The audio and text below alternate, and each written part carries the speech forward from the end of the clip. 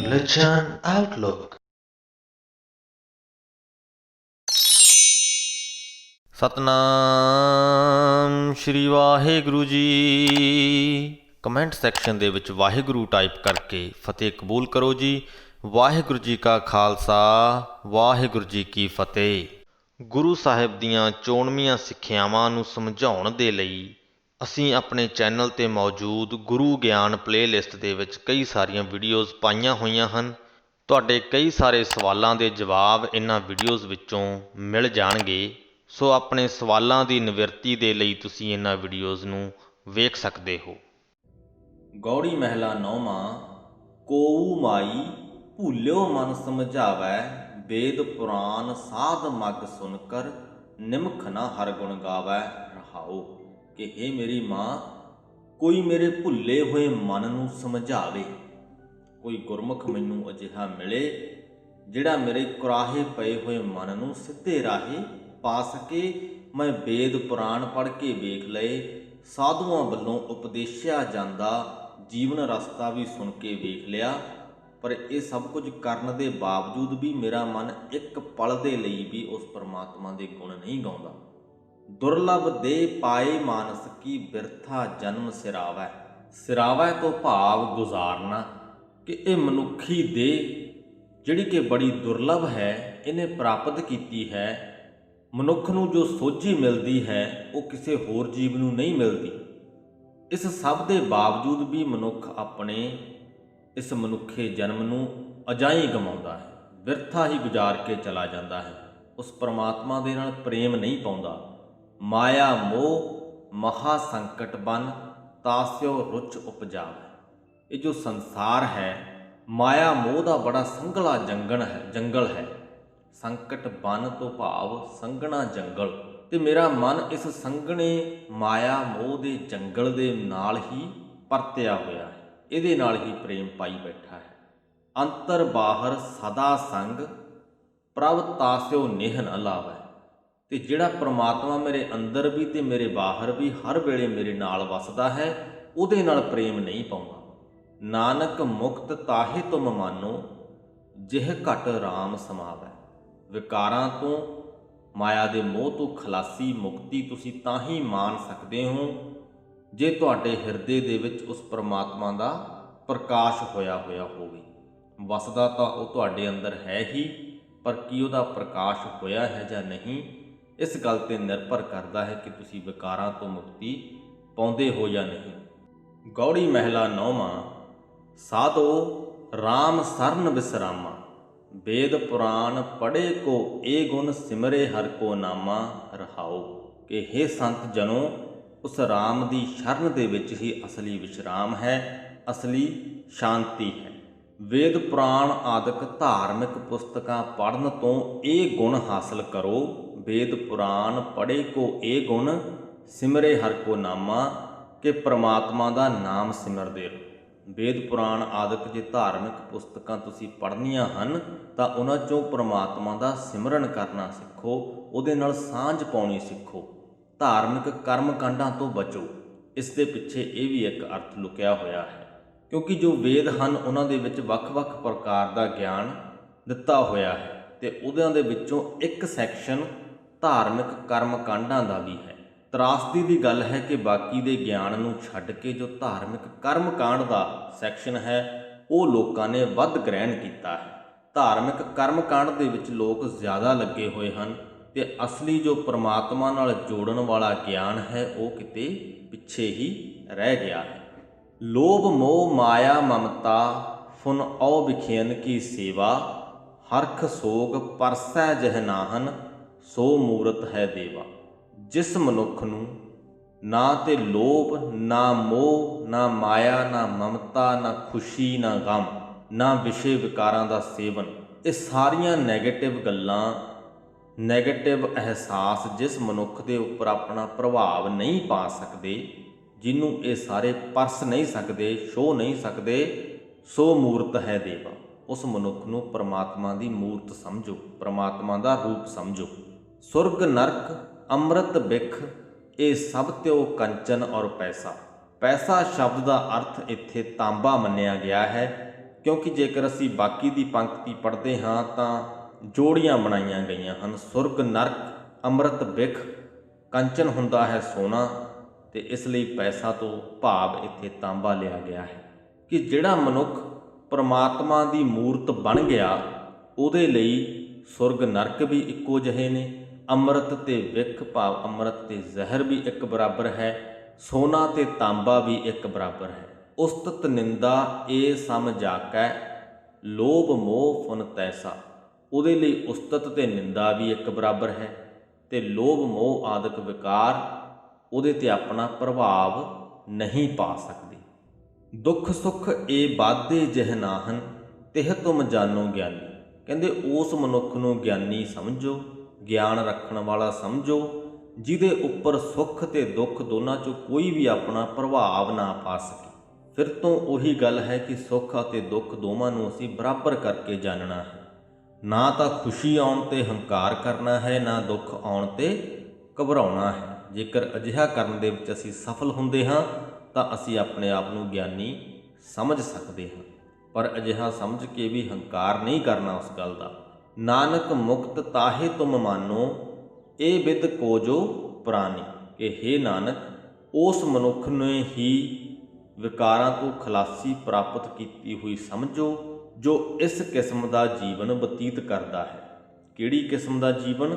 ਜਿਹਦੇ ਵਿੱਚ ਨਾ ਕੋਈ ਮਾਇਆ ਦਾ, ਨਾ ਮੋਹ ਦਾ, ਨਾ ਲੋਭ ਦਾ ਕੋਈ ਪ੍ਰਭਾਵ ਉਹਦੇ ਜੀਵਨ ਦੇ ਉੱਪਰ ਪੈਂਦਾ ਹੈ, ਨਾ ਉਹਨੂੰ ਕੋਈ ਖੁਸ਼ੀ ਤੇ ਗਮੀ ਦੇ ਵਿੱਚ ਫਰਕ ਨਜ਼ਰ ਆਉਂਦਾ ਹੈ, ਨਾ ਉਹਨੂੰ ਸੋਨੇ ਤਾਂਬੇ 'ਚ ਫਰਕ ਨਜ਼ਰ ਆਉਂਦਾ ਹੈ, ਅੰਮ੍ਰਿਤ ਤੇ ਜ਼ਹਿਰ ਦੇ ਵਿੱਚ, ਸੋਨੇ ਤੇ ਤਾਂਬੇ, ਸੁਰਗ ਤੇ ਨਰਕ, ਇਹਨਾਂ ਸਾਰਿਆਂ ਦੇ ਵਿੱਚ ਉਹਨੂੰ ਕੋਈ ਫਰਕ ਨਜ਼ਰ ਨਹੀਂ ਆਉਂਦਾ। ਜਿਹਨੇ ਸਥਿਰਤਾ ਦੀ ਅਵਸਥਾ ਨੂੰ ਹਾਸਲ ਕਰ ਲਿਆ ਹੈ ਉਹਨੇ ਸਮਝ ਲਓ ਕਿ ਮੁਕਤੀ ਹਾਸਲ ਕਰ ਲਈ ਹੈ। ਗੌੜੀ ਮਹਿਲਾ 9ਵਾਂ। ਮਨ ਰੇ ਕਾਹਾ ਭਇਓ ਤੈ ਬੌਰਾ, ਅਹਨਿਸ ਔਦ ਘਟੈ ਨਾਹੀ ਜਾਣੈ, ਭਇਓ ਲੋਭ ਸੰਗ ਹੌਰਾ ਰਹਾਓ। ਹੇ ਮੇਰੇ ਮਨ, ਤੂੰ ਕਿੱਥੇ ਲੋਭ ਆਦਿਕ ਵਿੱਚ ਫਸ ਕੇ ਪਾਗਲ ਹੋ ਰਿਹਾ ਹੈ। ਹਰ ਰੋਜ਼ ਤੇਰੀ ਉਮਰ ਘਟ ਰਹੀ ਹੈ, ਇਹ ਗੱਲ ਤੂੰ ਕਿਉਂ ਨਹੀਂ ਸਮਝਦਾ? ਕਿਉਂ ਮੋਹ ਦੇ ਵਿੱਚ ਫਸ ਕੇ ਆਪਣੇ ਆਤਮਿਕ ਜੀਵਨ ਨੂੰ ਹੌਲਾ ਕਰ ਰਿਹਾ ਹੈ, ਕਮਜ਼ੋਰ ਕਰ ਰਿਹਾ ਹੈ? ਜੋ ਤਨ ਤੇ ਆਪਣੋ ਕਰ ਮਾਨਿਓ, ਅਰ ਸੁੰਦਰ ਗ੍ਰਹਿ ਨਾਰੀ।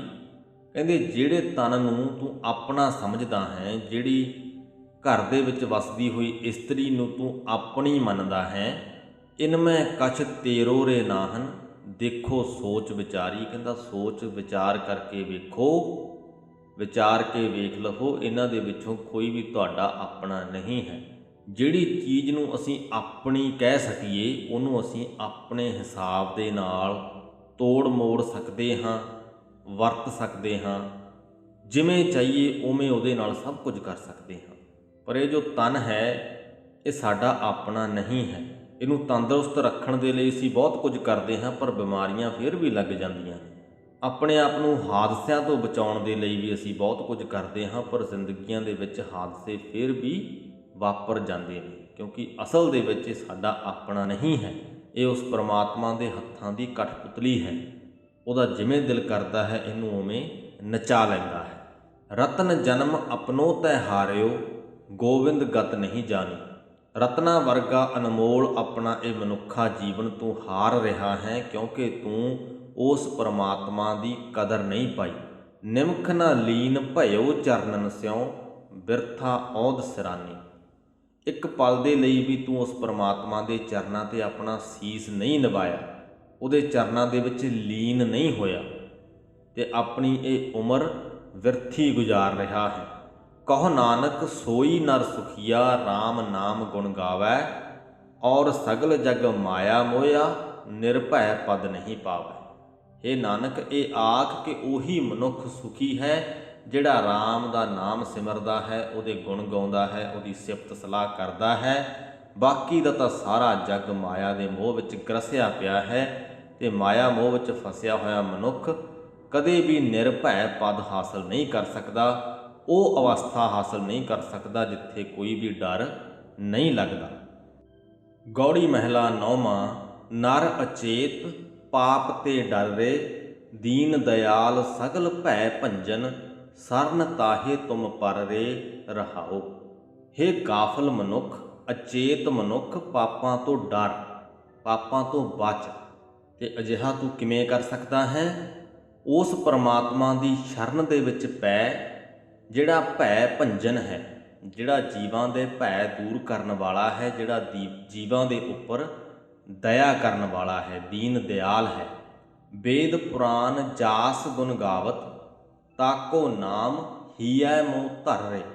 ਜਿਸ ਪਰਮਾਤਮਾ ਦੇ ਗੁਣਾਂ ਦੀ ਵਿਚਾਰ ਵੇਦ ਪੁਰਾਣ ਆਦਿਕ ਧਾਰਮਿਕ ਪੁਸਤਕਾਂ ਦੇ ਵਿੱਚ ਕੀਤੀ ਗਈ ਹੈ, ਜਿਹਦੀ ਸਿਫਤ ਸਲਾਹ ਇਹਨਾਂ ਧਾਰਮਿਕ ਪੁਸਤਕਾਂ ਦੇ ਵਿੱਚ ਕੀਤੀ ਗਈ ਹੈ, ਉਹਦੇ ਨਾਮ ਨੂੰ ਆਪਣੇ ਹਿਰਦੇ ਦੇ ਵਿੱਚ ਧਰ, ਹਿਰਦੇ ਦੇ ਵਿੱਚ ਧਾਰਨ ਕਰ। ਪਾਵਨ ਨਾਮ ਜਗਤ ਮੈਂ ਹਰ ਕੋ, ਸਿਮਰ ਸਿਮਰ ਕਸਮਲ ਸਭ ਹਰ ਰੇ।